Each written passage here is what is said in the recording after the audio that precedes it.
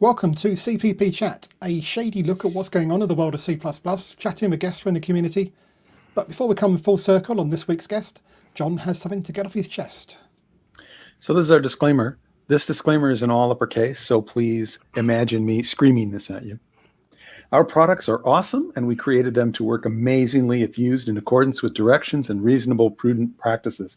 However, if they don't, because of watering, knuckleheadedness, noisy vermin, or anything else, we can't be held responsible or liable. For real, in legal terms, no representation or warranty expressed or implied, including warranties of merchantability and fitness for a particular purpose, is made concerning the results to be obtained from the use of this product.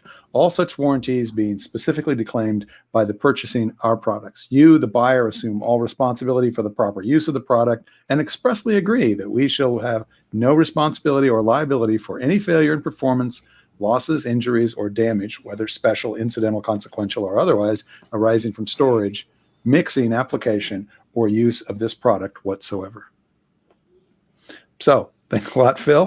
Our guest today is Sean Baxter. Sean is returning. You were on one time previously, is that correct, Sean? One time, yes. Yeah. So, as Phil would say, that you're back, so we've come full circle. Please, hype away. If there's a pun to be had, we'll be all over that. All right. So I think what we want to talk about is kind of a new topic for us. We talked a lot about C++ and Circle and building a C++ compiler. But I think the topic that we're going to talk about today is C++ as a shader. That's right. And I get to sit here and listen. Normally, of course, I can't shut up. But this time I'm going to shut up. And the reason is I have no clue what a shader is. So give me the 101 on shader. Oh, okay. So a shader is a kind of domain-specific program that runs on a per vertex or per primitive or per pixel basis in a graphics program. And these were developed in, I guess, the 1980s by Pixar and Silicon Graphics, and they ended up going into hardware in the late 90s and early 2000s. And so around 1999, 2000, you had the first programmable graphics cards like the GeForce One, and those were all coded in assembly. So there's a special VEC4 assembly that you could write code for, and there's a simple compiler. You can feed it DirectX, and that was fine because the shader programs were 20 lines because there wasn't much storage and there wasn't much compute capacity. But things. So they're simply applying fairly straightforward mathematical operations to something to shade an image or something like that. Right. So you'd have a number of assets coming in. So you could have your shadow map and your geometry, and you could light it and look up, in your normal map and approximate those, fine-grained details. And so in the early days, they were really small programs, but people got ambitious and the hardware got better. So they decided to, invest in C-style shading languages. So there's GLSL, which is the OpenGL variety, and there's HLSL, which is the DirectX variety.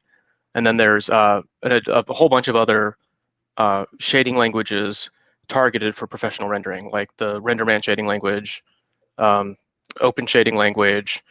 So every vendor kind of has their own thing. And what's inviting here is that they all basically are cut down versions of C++. So I thought, well, instead of continuing to write domain-specific language like GLSL to do graphics programming, and these GLSL programs are long now. They can be thousands of lines long because we're getting photorealistic imagery on. Yeah, go ahead. Okay, this is great, but you've gone too fast for me. I'm just a beginner on this. So you mentioned the vendors. Who are the vendors? Are you talking about card vendors, hardware vendors? Each hardware vendor is providing a language for their hardware. Is that what you're saying? So it's a little more standardized than that. So there's OpenGL, which is a standard API that's been around probably for 30 years at least. Yeah. And they have a version of this called GLSL.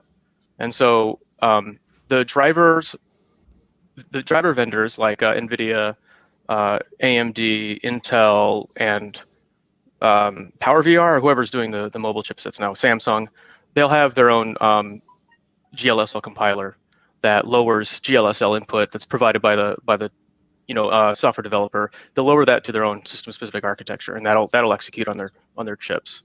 So there's an intermediate, like GLSL is really kind of an intermediate representation between the application and and the program, and then it'll get compiled down by the driver to something hardware specific. But there's a lot of flavors of this thing, and they're all slightly incompatible, and they're all different from C++, and they're all a lot more primitive than C++. They lack kind of features like templates, which are pretty useful. They have different struct layouts. So if you lay out a structure in GLSL or HLSL, the data members will have different offsets than the equivalent structure in C++. And this creates kind of an impedance mismatch between the CPU side, which you have to write, and the GPU side, which you have to write as well. And there's a lot of benefits to being able to have a single source treatment of this, where you write C++, you write one version of your scattering code, and you can compile it for the CPU and the GPU, and you get the same thing out.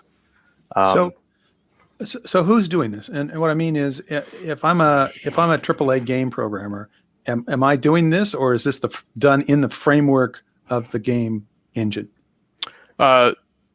You're probably doing it. I mean, it depends how much of the engine you want to use. So if you use like Unreal Engine, they have a lot of high-level tools that you can kind of drag and drop, and you can have game designers exploit different kind of like physically based shading models. So there's probably less shading programming going on now than there had been 10 years ago, because 10 years ago things were like more ad hoc. The hardware was less powerful, so you were going to write custom shaders all the time. So if you had some effect you wanted to have a fire effect or a particle effect or motion blur or cell shading or tune shading or black and white shading or some post process, you'd get your developers to write shaders for that. And that still goes on, although there's probably less of it now because we have, I think, more discipline now. There's more of an approach to understanding graphics in terms of like radiometric units almost. So instead of just pixel values, now we're talking about kind of energy of light and how do we conserve energy as we try to solve this radiosity equation, or so they've developed these models like the metallic roughness model that allows you to specify parameters and then get effects out while staying somewhat physically plausible. So this kind of cuts back on the amount of ad hoc shading, but the shading programs have probably gotten longer because they're doing a lot more. So I understand everything you just said. I swear I did. But I still am kind of just curious about where this is happening. Is this stuff that's being done by the OS? So the application, so let's drop back from somebody who's a AAA gamer because they're really pushing the graphics hard.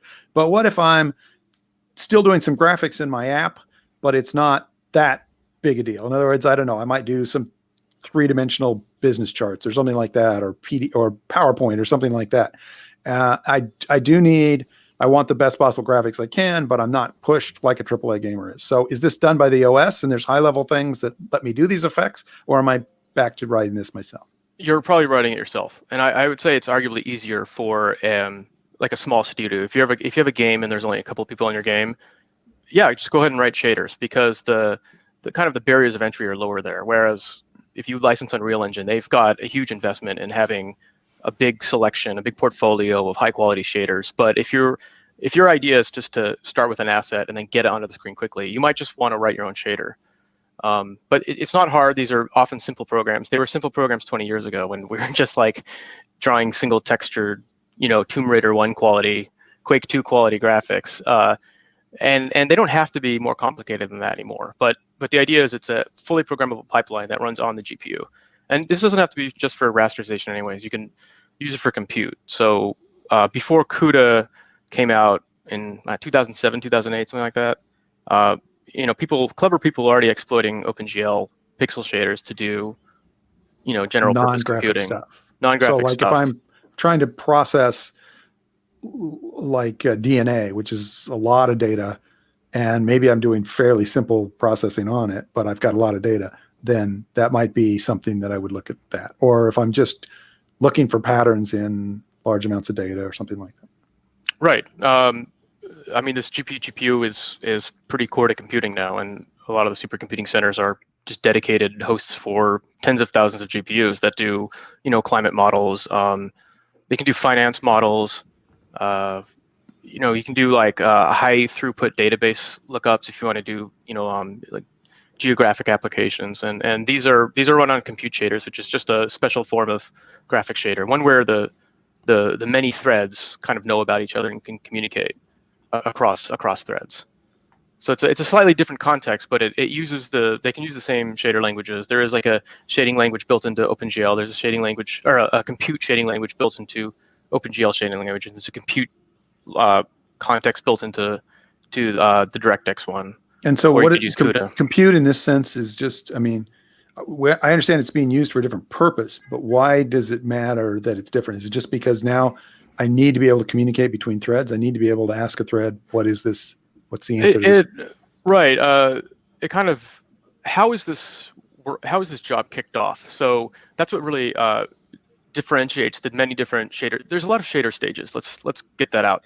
There's a per vertex shader stage. So for every vertex that I try to render, I'm going to run this program on that vertex, and that'll transform the vertex from whatever local coordinate system I have into clip space, which is some imaginary volume that exists in the computer that the graphics card will do more processing on, like clip it and do some perspective correct texture mapping and whatnot. After that, there's 2 tessellation stages. So that's if you want to have a low polygon model and make it more detailed by synthesizing more vertices based on some models. So the classic like Utah teapot is I think it's like 32 spline patches. It's just it's like a 40-year-old model for developing graphics algorithms, and it's a very simple low patch, low detail model that will look perfectly smooth at any resolution. But you can keep generating new geometric details from these Bezier parametric surfaces, and hardware will do that for you. Hardware will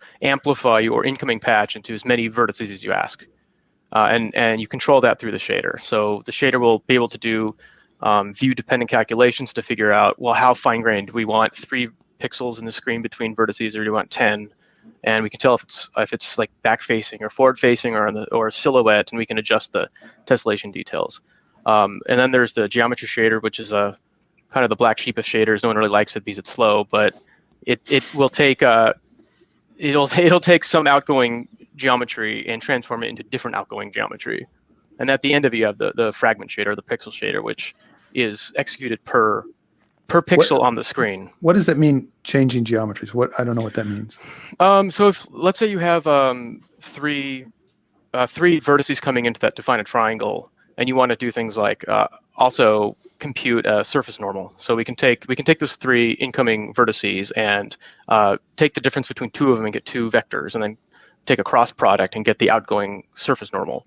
And the geometry shader is different from other shaders in the regard that it gives you more context. It gives you access to the other vertices in your primitive prior to leading into the fragment shader. So you have a whole bunch of different stages, and there's ray tracing now in hardware, and that has like 6 more stages, and we're going to get more and more stages as hardware gets more specialized. And that's kind of makes it different from C++, because C++ code, it's just C++ code. It's running, and it's all C++, right? Even if it's maybe you created a thread and the thread like spawned a new C++ thread, it's really not that much different from the other C++ code that's already running. But a shader is going to be one of many different contexts, or one of many different stages, because of the context in which it was created, which gives it access to different kinds of special purpose resources. And it's important because there's a lot of fixed function glue between all these stages. So the GPU is not just a bunch of logic units that does floating point math. I mean, it's mostly that, but it also has a good deal of special purpose fixed function hardware that will interpolate between vertex attributes, or amplify geometry, or do raster operations. And the transition between the programmable shader parts and the fixed function parts are kind of what define this graphics architecture.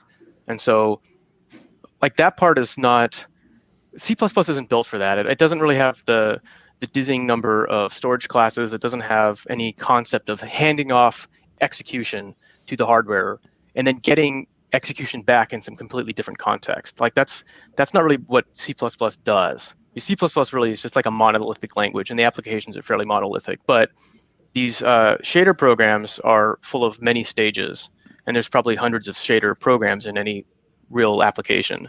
And they have very complicated shader interfaces. And so that was kind of the challenge of my my compiler extension, was capturing the diversity of shader stages, capturing the diversity of shader storage classes to be able to fully exploit all of that fixed function hardware that's on the GPU and still be able to run shaders that look like C++, and that are C++, in fact. Okay, so this is getting back to why we are having this conversation in the first place. So we have some background as to what a shader is about, and the idea is that you have extended Circle, which you wrote as a C++ compiler. You gave it some interesting compile time operations, but now you've added something else to it, which is the ability to do shaders, which normally, as you said, these shaders are programmed in their own language, which is more primitive than C++, doesn't support templates, maybe lambdas, maybe other things that make using C++ pleasant to use, because they're very specialized for a particular kind of environment, which isn't really what C++ does. Exactly. But I think C++ ought to do it. Yeah. So I guess my mildly controversial point I'm going to be pushing during this conversation is that C++ is really a non-ideological language. It doesn't have any special paradigm. It's multi-paradigm. If you want to do functional programming, like there's stuff in there. If you want to do imperative programming, if you want to do straight C, there's many weapons in there for you to choose for your own fighting style. And I think this means it's flexible for taking other languages, smaller languages, and embedding them into C++. And people have been talking about embedded domain-specific languages in terms of like operator overloading. So we can have matrix math as an embedded domain-specific language by having a matrix class and then overloading, all the stars and the pluses and the minuses. But that's not really what I mean. I mean considering take a full domain-specific language, a sophisticated one, like the OpenGL shading language, GLSL, and all the features it has, implement those in a C++ front end. And now that C++ front end does what GLSL did. So GLSL has a lot of features that graphics programmers just find convenient. It has vector component swizzling. So vectors are a built-in language, built-in type, and matrices are a built-in type. And they kind of need to be, because there's a shader interface where you hand off execution back to the hardware to do interpolation on vectors or to do its own matrix math, and then it hands it back to you. So you have to have some kind of standard format, some expectation of what layout your data is. And so for that reason, vectors and matrices, that's forced on you by the hardware. The hardware says this is what a matrix looks like, or this is what a vector looks like. It's forced on you by the API. So OpenGL and DirectX have their own definitions for these things, and those are forced on you. And the shading language adopts those conventions. So the hardware, who knows what the hardware does anymore? I mean, it's I mean, software is about abstraction, right? So the abstraction sure. defines what these types are. The hardware Right. will do whatever it wants to do. It can reorder everything, and it probably does. So I think it's nice to be able to actually take these abstractions that's in GLSL and implement them in C++, because they're not incompatible.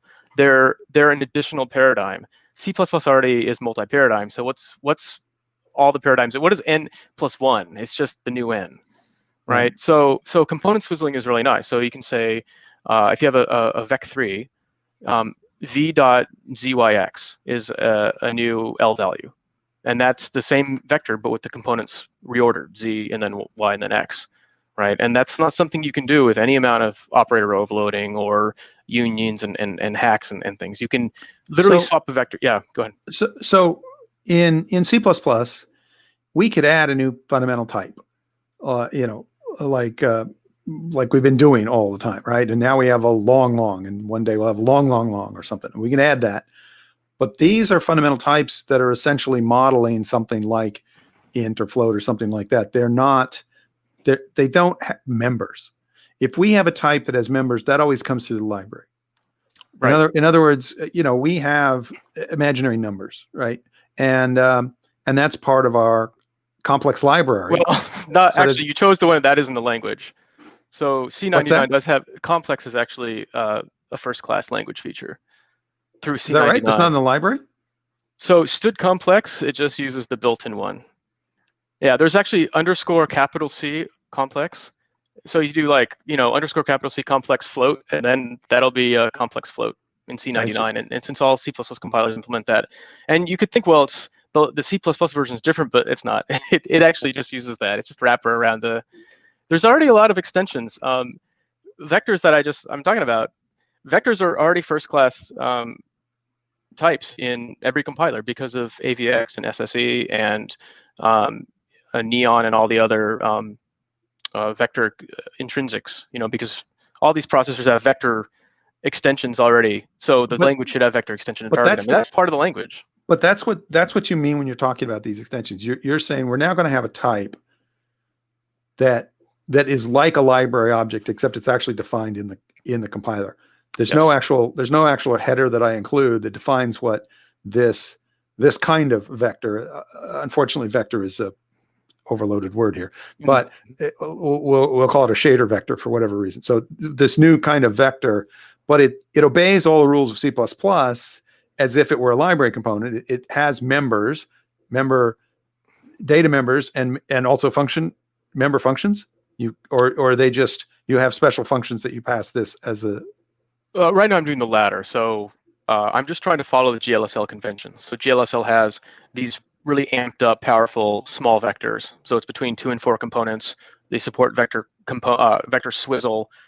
You can do amazing one-line cross products. They're not really implementable as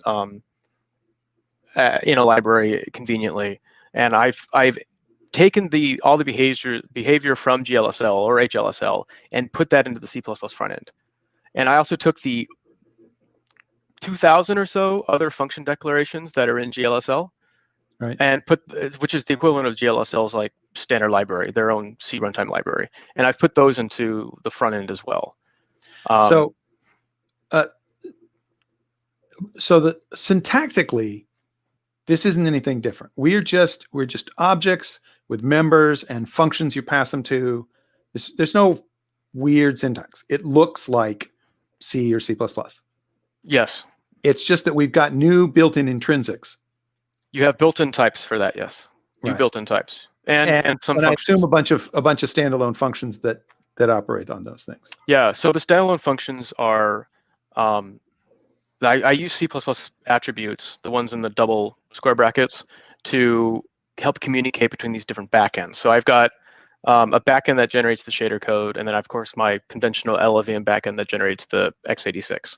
And when I'm generating the x86, I can use ordinary function definitions for all the utility functions. There's dot, normalize, reflect, refract, smooth step, length, distance, kind of primitives you'd want for working with computer graphics.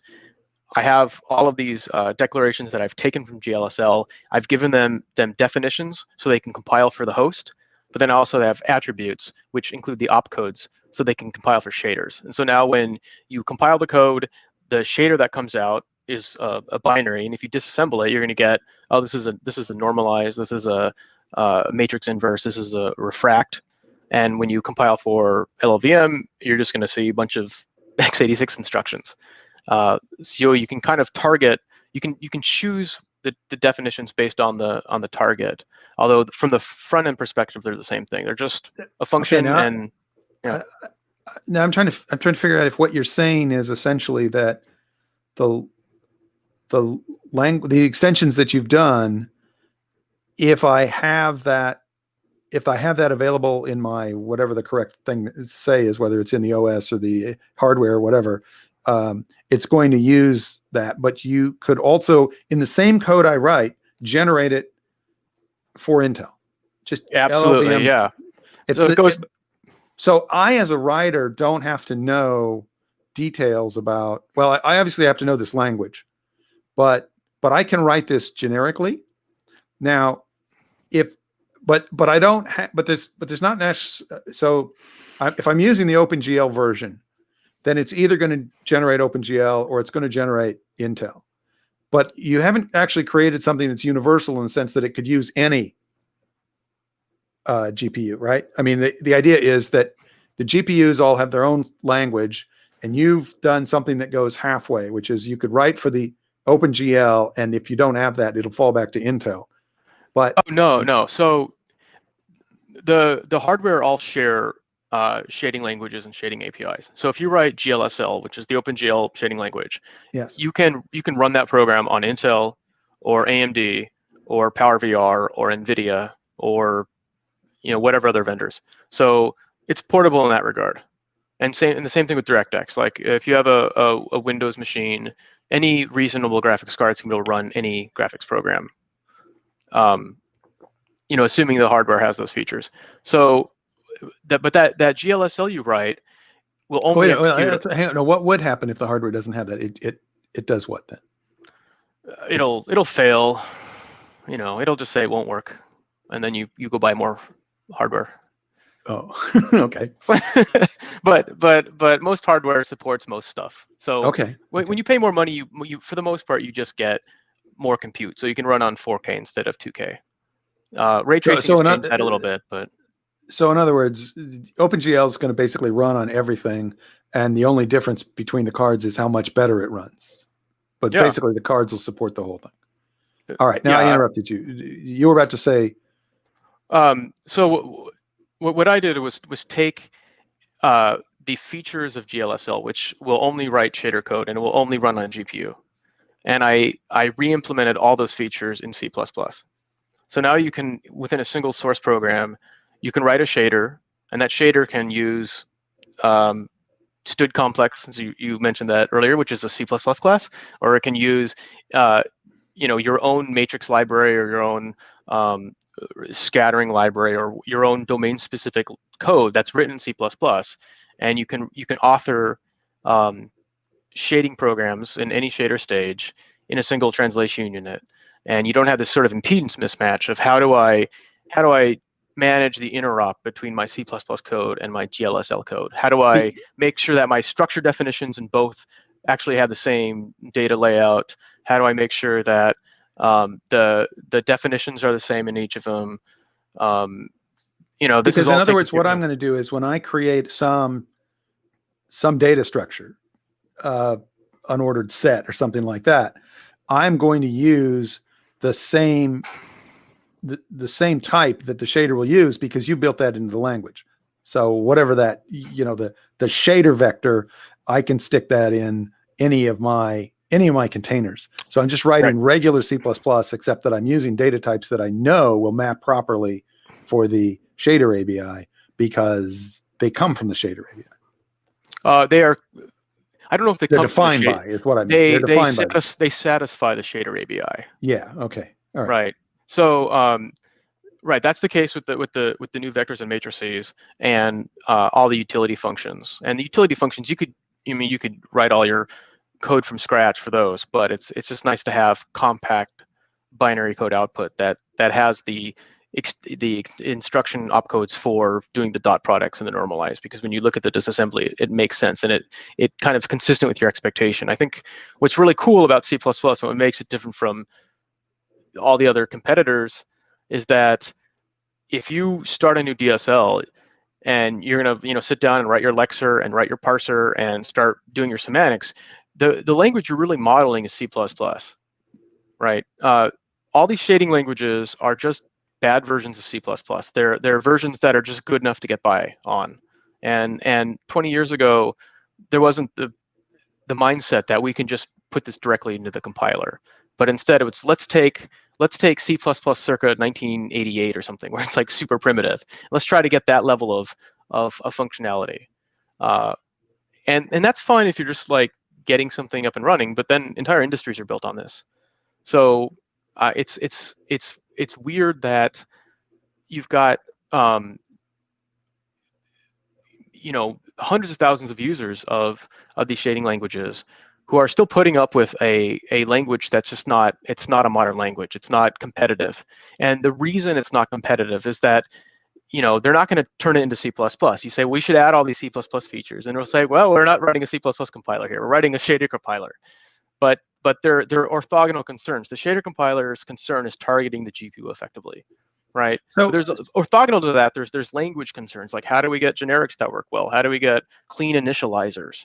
How do we get reflection? Hopefully. So how does this work now? If I actually was doing this, I've got a separate source file that compiles down to a separate .o file that I then link with the .o files that I've written for C++. Is that how it would No, normally be I done? hope you don't do that. It should be single source. So you have a No, I'm single. not talking about what you've done. I'm What? saying Oh, what do people have yeah. to do now? Well, I mean, how do they make this work? I'm right. writing a So shader, but I'm obviously not writing in C++. That's the whole point. So I'm writing in some other language. I get a .o from that, and I link that with my. right. So there's two options. The first one is to load your GLSL or HLSL from a file where it's just textual, and you just give it to the graphics driver, and you do it through a standard API. So there's a code called like GL shader source, and it takes a pointer to a string. So a lot of these smaller programs, you'll just see as a string literal, you see a bunch of C code, but it's not C code, it's GLSL. But it's got like a main function, and it's got a whole bunch of function definitions. And you can have like hundreds of lines, thousands of lines of stuff in it, and it's included as like a raw string literal. It's like, oh boy. So we go to the next level and we like put it on disk, and then we have an F open, we load in the raw string literal, or we load in the text, and then we pass to this shader compiler. And then the video card And this is all driver, done at runtime. this is done at runtime, yeah. And the video card munges on it, and it lowers it to like its own assembly, that'll run on whatever generation GPU. And it'll have like a pretty complicated caching system. So the first time you like launch the game, it'll take like 10 seconds to compile. And the next time it'll take 1 second because it did some hashing, and it turns out, oh, I've already cached a copy of this somewhere. So I'll load that out. That was the way things have been done until like 2-3 years ago. And then we started getting offline compilers. There's one called GL Slang. I shouldn't say there's one. There's literally one compiler, and it's called GL Slang. It's kind of the universal GLSL compiler, and you can run that as a pre-build step. So you can invoke that on each of your scripts or each of your shader files, and that'll produce a binary intermediate format called SPIR-V. So it's an SPV extension, and that's now you have to load that from a file at runtime, and you have to give that. So it's a partially digested format, but again, it's the same logic applies. So you give the driver this SPIR-V, which is a intermediate representation, and it'll compile that to whatever its internal format is. So now we're stuck with having to do things like runtime reflection to coordinate between the different resources. So you might want to bind. You're not going to want to bind. You're definitely going to bind texture. So you're going to have probably hundreds of texture handles that you're going to have to figure out what the locations of those are and coordinate those with the API calls on the C++ side. And there's a lot of interop required to fully connect the host code with the shader code. And So that's it a lot sounds of that like is, there's a lot of opportunity here if I just write it all in C++ and have it yes, understand. I everyone realizes that, and I think this is why CUDA was so successful. CUDA doesn't do graphics. Well, it can do path tracing. It can do high quality ray tracing, and CUDA's been used for probably a decade in Hollywood to do, movie rendering, because they don't generally use the raster pipeline. So they have a very simpler and cleaner kind of dispatch that deals better with conventional C++ compilers. But CUDA is that single source model where you write your code once and it's in a single translation unit. And when you do a chevron launch, which is the CUDA term for running a GPU job, it basically spawns 50 million threads, right? That each execute one of these shader programs, and the threads can communicate between each other in work groups. And there's a lot of infrastructure around that. But that was a really successful model, but for some reason it hasn't been replicated for graphics. I don't know why that is, because it's just a lot better to have a fully functional language like C++ as opposed to these kind of cut down things like GLSL and HLSL. So how many of these are you supporting? You've mentioned GSL and HSL, and I assume those are kind of the two biggies. How many of them are there? You said you implied earlier there's just a bunch of them because every vendor has their own. Well, not every vendor. The hardware vendors will try to implement each of these, but the Microsoft is different. So Microsoft has HLSL. They have their own different parallel universe. They have their own ABI and they have everything. So there's the kind of the GLSL world, or which is sort of like the Linux world, and then there's HLSL, which is DirectX and the Windows and Xbox world, and then there's similar shading languages for professional rendering, like what Pixar would use. So I'm not targeting those right now, and they don't necessarily run on the GPU, but they probably do. The GPUs are pretty effective right now, but they're not designed to model a GPU abstract machine. They're designed to help you solve lighting problems. So they're more you're saying special purpose. the ones other than the GSL and the HSL, is what you mean when you say those are not necessarily GPU oriented. So there's really two that you're focusing on, because those are the two low hanging fruit for this approach. Right, and if you can import them into C++, they're really not distinct from each other at that point, because they have the same language front end. So I've done this with GLSL. I've taken all the GLSL. Wait a minute. So you've made it so that I don't need to pick one of those. I just writing code. That's the goal. That's right now. I only have GLSL, but if I was able to do the same treatment to HLSL, you could just write C++ code, and then those are similar enough that you could hide the difference in the. They are almost identical. Yeah. I see. Yeah, they have different syntaxes, which is annoying, but they're not really semantically different at all. And if you were to change them into C++, they'd have the same syntax because they're the same language. So and I think this is all possible because C++ in the last 10 years, I guess, since LLVM, has promoted a division of labor between the front end and the back end. And I wrote a C++ front end, and I target multiple backends. And so LLVM is the primary backend, and LLVM can itself target many other backends. It's kind of a universal compiler. And then there's also the SPIR-V backend, which is the intermediate representation for GLSL. And DirectX has an intermediate representation called DXIR, which is another flavor of LLVM. So you just write a front end, and then you can target whatever you want within reason, as long as the semantics of that backend are not out of this world different. Okay, so right now you're at the GSL. What did I say? GLSL, yeah. GLSL. Okay, and you're thinking about adding the other, or you're in the process of adding the other, or I'm not eager to add the other right now. Okay. Yeah, so I'm eager to get more mileage out of what I've done right now, which is, it's a major language. It's the shader language for Vulkan and OpenGL. Okay. All right. And what kind of? Are you far enough along that you've been talking to customers about this, or where are we at? Are we just early testing, or do you have this deployed with some customers that are using this in production? I don't have any customers.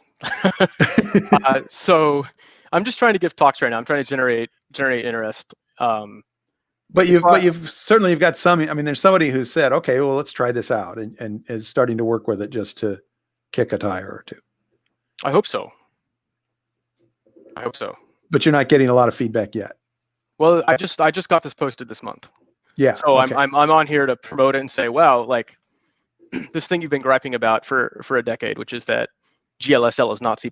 Like that's no longer a reality. Like GLSL has now been absorbed.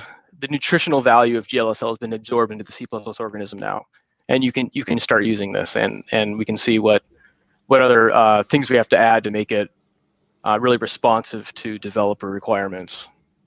So, that my goal of doing this really was to have kind of a medium duration project. It took me 5 months, and that's a lot longer than the other things I try to add. Like I added, extended slices and Python list comprehensions and stuff like that takes a few weeks.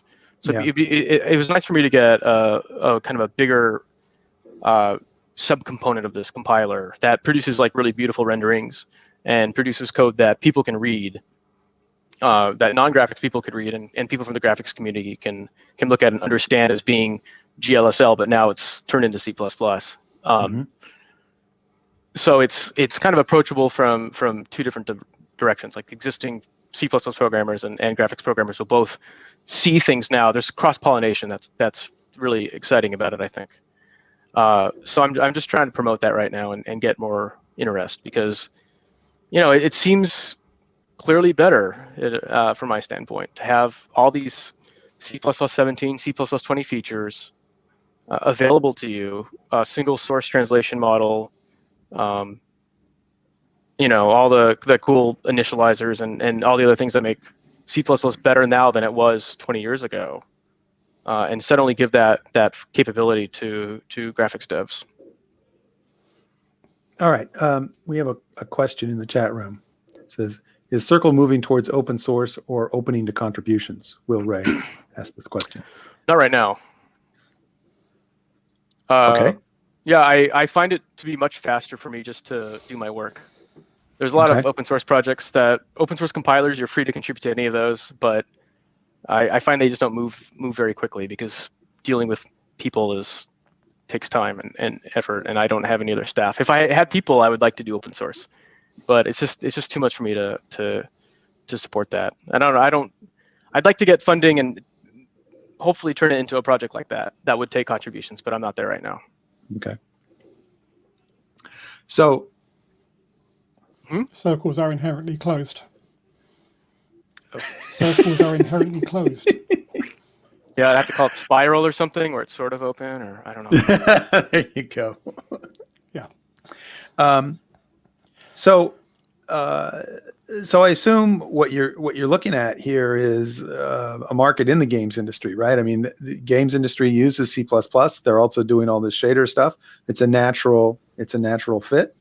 Yeah, natural fit. And I've been taking other cues from game engine. So Unreal Engine has a feature called attributes or properties, and it's a big macro system. So you put these declarations all over your code, and then there's a pre-build step, and the content inside those macros is put into some other resource, and that can be loaded at runtime and provide other contextual information. And this is the way that normal programmers right now will do things like reflection. How do you reflect on an enum? Well, you can wrap in a macro and name all your enums, and then have a pre-build step, and that's pretty burdensome. So I put a lot of these things into the front end as well. So user attributes, which are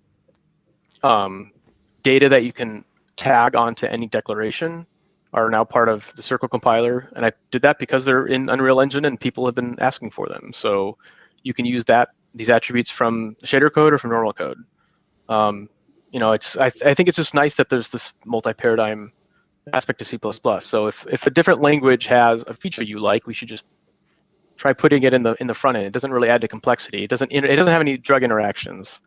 It's just an attribute, a better kind of attribute, and that's what I did. So an example of why this is useful, I have a whole bunch of examples on my GitHub, the shaders GitHub, and the really nice example is the Shader Toy, which is a website that has thousands of contributions of fragment shader. So it's a single program. There's a single text for it, and they do amazing renderings from a single program. And the only parameter it gets is like the time and the fragment coordinate within the screen, and it'll generate like tremendous imagery. And so I took a number of those, like 10 different Shader Toy shaders, and I ported them into C++. And by moving them into Circle, I was able to automatically generate user interfaces to expose all of the parameters, the internal parameters in the shader as sliders and widgets on a control panel. So there's a windowing toolkit called imGUI, imGUI, and it's like an immediate mode interface. So it's basically like Win32, whatever else. I mean, it's architected differently, but it has sliders and push buttons and checkboxes and that kind of thing. And I took these existing DLSL programs that only run on the GPU and have a whole bunch of hard-coded numbers in them. And just by basically reformatting them into C++, there's hardly any refactoring required because the languages are so superficially similar. I'm able to recover more semantic information by way of reflection. So, if there's 10 different constants in the shader, those are now data members in a function object, and they each have their own name. So what used to be a macro or a constant name is now a data member name. And the initializer, the constant value, is now a default member initializer. So when I bind this function object that includes the parameters for the shader and its rendering logic, I bind that to a GPU resource, a uniform buffer. And now when I execute it, I'm going to get the same imagery, but since Circle has reflection, I can reflect over the data members in these structures, and then expose all the data members as widgets to be able to control the whole parameter space. And this is like value you get merely by having a more powerful language around the same logic. And you also have CPU. So you can tweak the image by just dragging the sliders and saying, what would it be if we, where would we be if this value was here and this value was here, and you can change the whole image. Absolutely. And as a way of tuning your image, for example, if you had, it's like, it's not quite what I want, I'll change a value in my source, and then regenerate the whole thing, and then look at it, say, well, maybe I overshot, and change the value again. Now you just play with the sliders until you get exactly what you want. And there's no coding of the sliders required. It's all recovered automatically through reflection.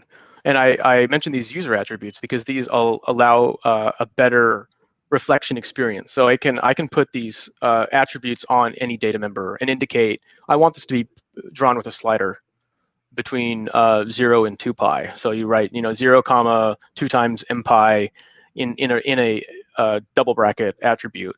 And now when reflection runs, it'll check. It's like, does this want to be a slider? Yes or no? And if it is, then it'll have an IMGUI slider. Otherwise, it'll do a drag flow, which is like a more generic kind of slider. But yeah, it's amazing. And then if you're clever about how you structure your code and you don't expose your rendering logic to any GPU specific aspects of this extension, you can render the entire thing on the CPU.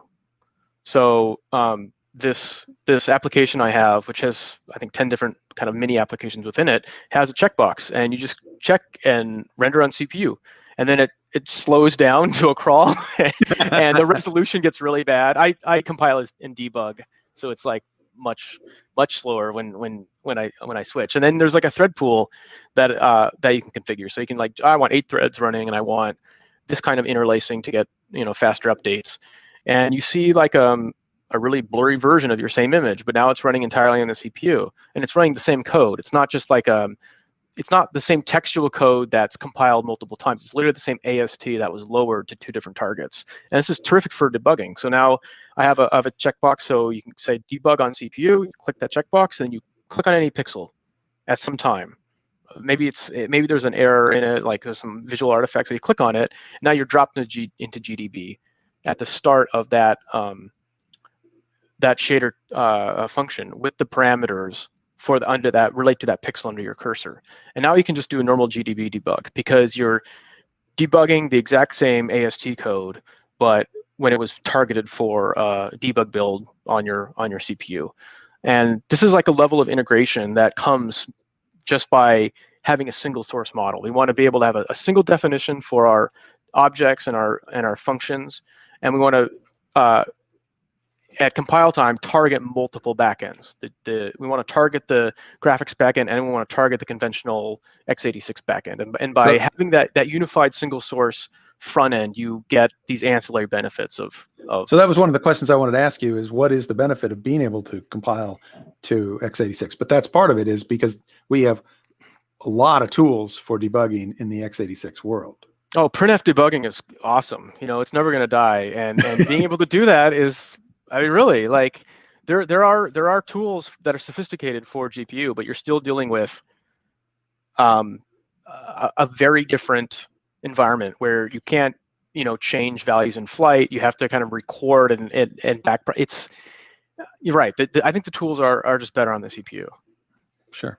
Or at least they're slower, which kind of means better when it comes to debugging. It's less of drinking from a fire hose. You can just bring it down to a single thread. Yeah. Yeah.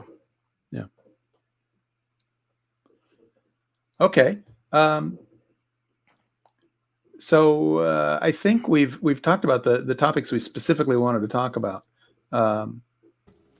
Is there other stuff we want to talk about that's changed in Circle since we last talked? I mean, you mentioned putting in you mentioned something about Python-esque slicing. Is that had we talked about that last time you were on? No, I think it post dates that. I put that in January, and it's probably the feature I like the most in the compiler, other than the shader stuff.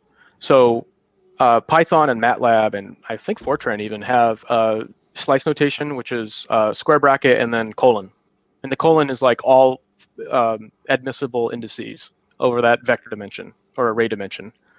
So I put that into C++, and what it does is it returns a parameter pack, right? Which is a different kind of expression. It's a normal expression. It has a value category. It's got a type, but it's got a parameter pack bit. So it looks just like you're naming a template parameter pack, but it's not a template parameter pack. It could be a std vector. It could be a std array. It could be. But if it's one of those, it's unlike a parameter pack in the sense that it's all the same type. Well, it's an arbitrary number of the same type. Right, but there are non-type parameter packs, like an int ... would be the same type. Yeah. Right. So it is a parameter pack with the same type, and you can then expand it with ... at the end. So you can say x left bracket colon right bracket plus plus ... semicolon.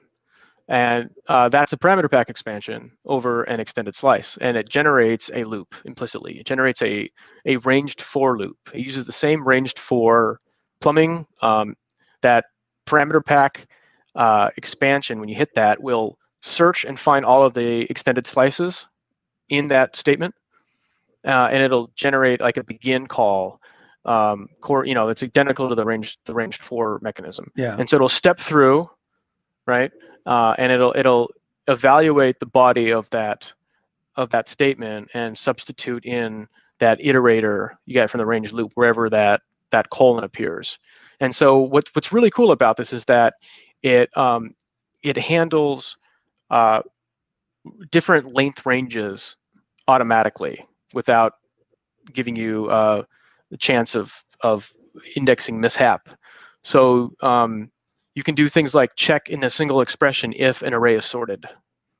And people are always pulling out their hair. Can I make std ranges? Just check if an array is sorted. How do I do that? And so you can do that here. You just say if your array is called v, right? So it'd be v square bracket colon less than equal v square bracket 1 colon. And so the extended slice notation in Python is that the first slot is the starting index. And if you omit it, it's just implicitly starting at index 0. So we want to start in this comparison, the left side is going to start at 0 and the right side is going to start at 1, right? And then there's a colon, which means we're going to go to the end. But now the right-hand side range is 1 fewer element. So instead of doing n comparisons, we need to do n-1 comparisons. So that was something that if you're writing a normal for loop, you have to think about. We have to think about by starting starting the sequence at 1, I'm going to have 1 fewer element, but you don't have to think about that in the slice notation. I think part of the reason that people who use MATLAB or Python claim they're more productive than C++ programmers is because they don't really have to deal with this indexing, because the indexing is provided to them by using slices. I mean, by dealing with indexing, I mean dealing with finding the minimum range and then right. looping over that. There's just less bookkeeping, right. and that's Fewer the case off here. By one error kind of things. Yeah. So I've also made it compatible with fold expressions. Fold expressions are a C++ 17 feature that only work on. It's a reduction over template parameter packs, but I have it as a reduction over any kind of STL type. So you can say find the maximum value in an array in a single expression using a fold. It's just really nifty. And that's another thing where I find C++ to be so multi-paradigm. We can just take expressions from MATLAB or Fortran and dump them into C++, and they work great. All right. So people in the chat room have been posting your links, links to your shaders and links to your compression. But we also have a question here. Have you considered proposing your approach to reflection for standardization? It could be valuable, especially now that you can illustrate it with the applications and shaders. I mentioned the importance of having a tested practical use case given the opinions expressed in P2062. which obviously is a paper. It's unclear whether the opinions expressed in that paper are based on any real-world experiences applying the proposed reflection and implementation applications that you have. So essentially, what have you thought about in terms of making proposals to the standards committee, and what has been the result of that? It seems like a lot of, well, I'm just one person, and I'd like to, if someone wants to work with me, I will happily work with them. But I'm not in a situation where I'm going to be spending a lot of time, flying out 4 times a year to the committee meetings. But I would happily, work with people. I've people have interesting papers. I implement the papers. I contact them, and we try to make working implementation. I did that with mandatory named return values, mandatory NRVO optimization paper. Now it says, oh, there's an implementation in Circle, and I worked with the author, and we did a couple days of back and forth, and we got it working, and it kind of verifies that the claims in the paper were true. I'd be happy to do that kind of stuff. So if someone wants to work with me on reflection, that's good with me. But I don't feel like going to the committee meetings and fighting over this. It's a lot more fun to just do it than to talk about it. Yeah. Or I should say, it's more fun to do it than to argue about it. How about that? Yeah. I'm in a program, so I don't think like a paper. I have tons of documents, and if people want to, if people don't like what I'm doing, and they say this is a better way to do it, that's fine. Tell me, and I'll put in the other way. If you can make a good case, I don't mind like putting in other people's ideas. I think the value of Circle is that it's an easily modifiable compiler, and the maintainer of it, me, has no qualms about putting other people's things into it. If you have a hobby horse and you think this is a cool feature, I'll put it in there. I mean, this happened with the embed proposal. Like that got knocked around in committee meetings for a year or so, and then the PhD text, he sends me a thing on Twitter and says, "This is what I'm working on," and I just put it in because, yeah, why not? It was important for somebody, so it's a good bet. It's important for other people too. Yeah. And if somebody wants to see something specific in reflection, let me know, and we can find a way forward on it. But I just don't want to go and go to, around the globe and argue. Well, fortunately, with the current ISO situation, you can stay in your home and argue. Yeah, that's true. That's true. It's less time consuming to sit around and argue than it used to be. But it's even better than that, because I think they've actually already done the arguing for you. It's pre-argued. Well, last time I was in the committee meetings, the reflection working group were actually talking about whether they should actually incorporate some of Sean's ideas in the committee's approach to reflection. In fact, this is one of the things that John He was talking about, that they were going full circle on that, quite literally. After having discussed it at quite some length, and I can't really go into the details because it's all in closed rooms, but I think the final decision was that there's a lot of good ideas, and it may actually eventually influence some of the details. The broad direction was not one they're going to take. And I think most of it came down to the possibility that dynamic code could be loaded that would actually affect compiled code. I'm forgetting the details now, but basically change the meaning of the code at runtime. And it was something that was a security concern. The security concern is about compile time, not runtime, because I don't have JIT built into this compiler. So the idea is that if you run Circle allows you to do anything at compile time. So you can open files, right? And the idea was, what if you open a file and then inject yourself with malicious C++ code? But there's already, I think that's not a good objection, because any build tool will allow you to do that anyways. You can configure CMake or GNU Makefile or Perl script or the Python scons. Any of those are full languages. So any of those you could inject the same code that's malicious. So I mean, the best thing is just to do a make and then a sudo make install, right? There's a reason make is run with user permissions and not system permissions, because the scripts that your make command fire off are inherently security dangerous. I mean, not practically, but theoretically. So I don't think Circle provides or has any novel risks. It's just risks that have been that we've already dealt with because we involve other languages. Python, you can do anything with Python, you do anything with Perl, and those are part of build scripts. So I mean, I've heard that objection. I don't think it's compelling. Yeah, I What's think that happened was is you've opened the discussed. door, and people have to think about all the things that might be behind Yeah. that door. So I understand there's You can, that's true. You can fuse off though.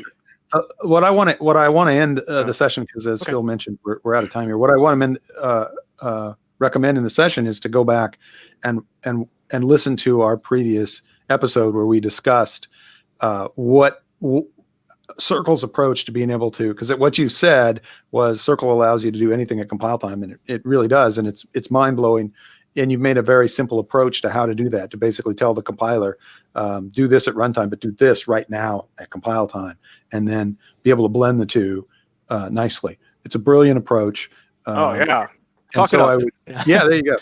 Well, and we discussed it so amazingly brilliantly as well. did. in the previous episode. So I definitely want people to go back to there. And but in the meantime, I'm just going to ask you to join me in wishing all of our audience safe coding. So to everyone, safe coding. Safe coding. Safe coding.